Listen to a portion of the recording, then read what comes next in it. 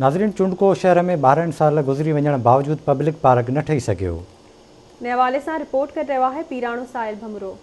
पुट bush shirt ऐं नफ़सा नफ़सी वारे माहौल में इंसान के दिल बहलाइण लाइ माहौल में पार्कुनि जो हुजणु इंतहाई ज़रूरी आहे। पर बदकिस्मतीअ सां असांजी सिंध में जेका लोकल गवर्नमेंट आहे उहे अहिड़े क़िस्म जे प्रोजेक्टनि जूं तबाहियूं कंदे नज़र अची रही आहे। उन जो चिटो पिटो मिसाल नारे तालके जे तालका हेडक्वार्टर वारे चूंडको शहर में क़ाइम पब्लिक पार्क आहे, जंहिंजो बुनियाद 2008 में रखियो वियो। पर बदकिस्मतीअ सां हिन पार्क जे नाले कामोरनि खां वेंदे चेयरमैननि ताईं भींग कंदा रहिया। पर हिन वॾे शहर में रहंदड़ शहरनि खे तफ़रीह नाले पार्क आबाद करे ॾियण में मुकमिल तौर ते नाकाम थी विया। पर उन जे बावजूद कामोर कोई कदम पोइते न रहिया आहिनि। हिन पार्क बहाने निकिरंदड़ रक़म जी त काई ख़बर न आहे, पर कैमरा जी अखि में इहो ज़रूर ॾिसी सघिजे थो त हिन पार्क में हथरादू ॿूटा फुटण बजाए झंगली वण फुटी विया आहिनि ऐं गैस फील्ड पारां ॾिनल झूला बि सड़ी सुकी तबाह थी विया आहिनि। हिते जेको पार्क जो जंहिंजो बुनियाद कुछ साल पहिरां रखियो वियो, हिते तफ़रीह जे लाइ कुझु बि न आहे ऐं माण्हू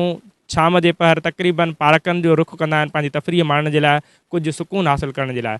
पर हिते जेको हीउ पार्क आहे बिल्कुलु जंगल जो ॾेख ॾिए पियो। पार्क खां वधीक हीउ वथाण लॻे थो ऐं हिते जेके बिल्डिंग्स ठाहियूं वयूं या कुझु झूला लॻाया विया आवाम जी तफ़रीह लाइ, उहे बि बिल्कुलु नाकारा थी चुका आहिनि। पार्क आबाद न हुअण जे करे सर जिते जेके नौजवान आहिनि सर उहे फ्री वक़्त में जेके शाम जो पहर हूंदा साईं उन 2 मिंट जेके हो पंहिंजे जेके हुन जूं सर परेशानियूं हूंदा आहिनि उनखे दूर करण जे लाइ पार्क जो मुंहुं कंदा आहिनि ऐं उते 2 मिंट सैर तफ़री कंदा आहिनि। हिते सर असांजे सिटी चुंडको में कोई पार्क न आहे। जेको थोरो घणो कमु थियो आहे पार्क जो, इहो सफ़ाई ख़राबु लॻो पियो आहे। इन खे इंतिज़ामिया खे असां अपील कंदासीं त इन खे जल्द सां जल्द ठाहियो वञे। चूंडको सिटी तमामु वॾो शहर आहे, हिते पार्क हुअणु लाज़मी आहे।